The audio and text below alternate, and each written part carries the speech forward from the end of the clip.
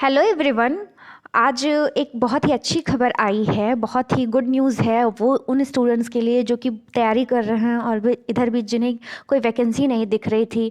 UP की vacancy का तो हम सभी लोग जान रहे हैं कि आएगी आएगी, पर कब आएगी किसी को नहीं पता। पर छत्तीसगढ़ लोक सेवा आयोग ने अपनी वैकेंसी जो सिविल जज के लिए है वो निकाल दी है। उसका नोटिफिकेशन विज्ञापन उसका आउट हो चुका है और इसमें जो फॉर्म भरने की जो डेट दी हुई है वो दी हुई है 12 तारीख से आपका फॉर्म भरना चालू हो जाएगा और 31 तारीख तक, 12 दिसंबर से 31 दिसंबर तक आप फॉर्म भर सकते हैं।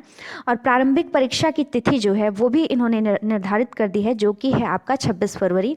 तो समय बहुत ही कम है, आप लोग देख ही रहे हैं। और 26 फरवरी क्या है, रविवार की डेट को सुबह 10 बजे से 12 बजे के बीच में ये परीक्षा होगी।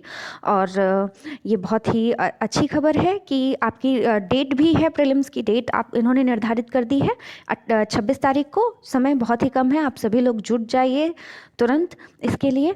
और जो इसमें करेक्शन करने की डेट है, जो ऑनलाइन आवेदन करने की डेट थी, तो वो तो 12 दिसंबर से 31 दिसंबर तक है।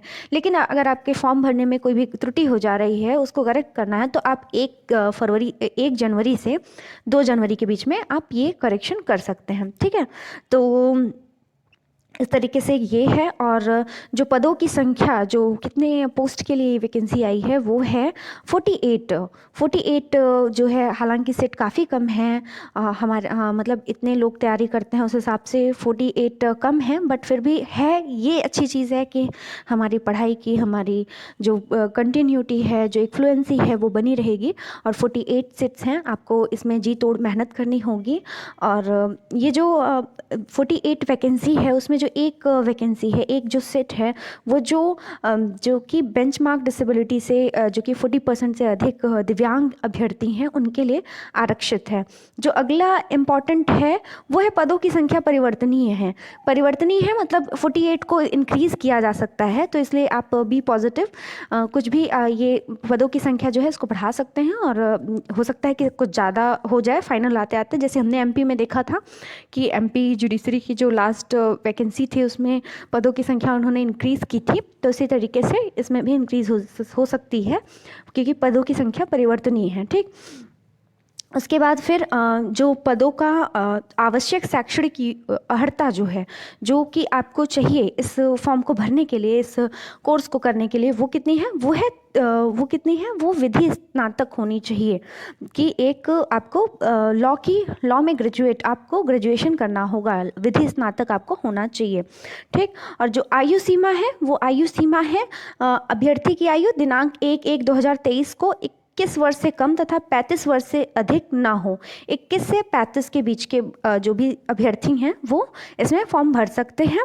और जो है कि अगर महिला, अनुसूचित जाति, अनुसूचित जनजाति, अन्य पिछड़ा वर्ग एवं अनारक्षित के लिए उच्चतर आयु सीमा में 10 वर्ष की छूट होगी। अगर महिला है, अनुसूचित जाति, जनजाति, अन्य पिछड़ा वर्ग एवं अनारक्षित के लिए क्या है, उच्चतर आयु सीमा में 10 वर्ष की छूट होगी। ठीक, छत्तीसगढ़ शासन में स्थायी एवं अस्थायी कर्मचारियों के लिए उच्चतर आयु सीमा में 3 वर्ष की छूट होगी। ठीक, तो ये है। अब आगे जो हम इम्पोर्टेंट है वो देखते हैं, वो है, तो इस पूरे नोटिफिकेशन को आपको बहुत ही केयरफुली रीड करना होगा। आपको हर एक इंस्ट्रक्शन बहुत ही अच्छे तरीके से आपको पढ़ना ज़रूरी है।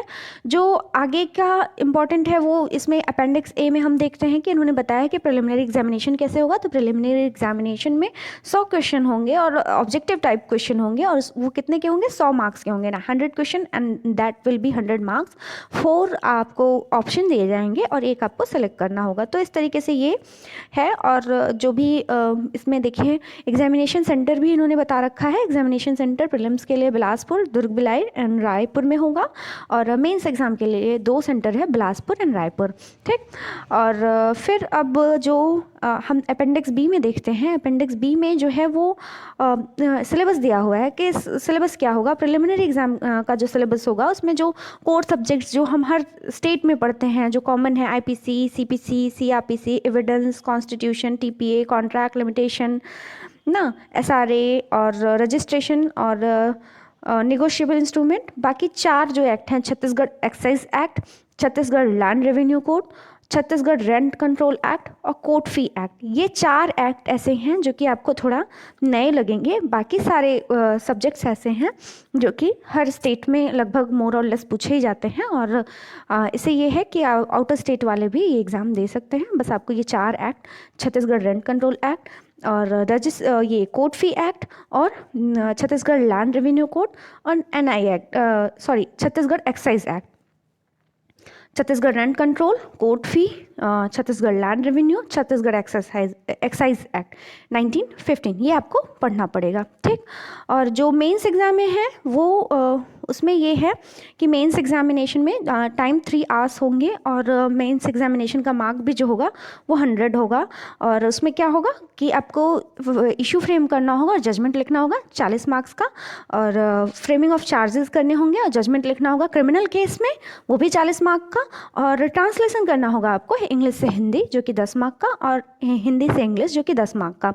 तो इस तरीके से ये जो 40-40, 10-10 पूरा मिला के 100 हो गया। ये यहाँ का मेन एग्ज़ाम के पैटर्न है। छत्तीसगढ़ का मेंस एग्ज़ाम हर स्टेट के मेंस एग्ज़ाम से थोड़ा सा अलग होता है, क्योंकि यहाँ पे केवल आपको जजमेंट राइटिंग, और अगर सिविल है तो इशू फ्रेम करना, और क्रिमिनल है तो चार्जेस फ्रेम करना, ये पूछा जाता है, ठीक।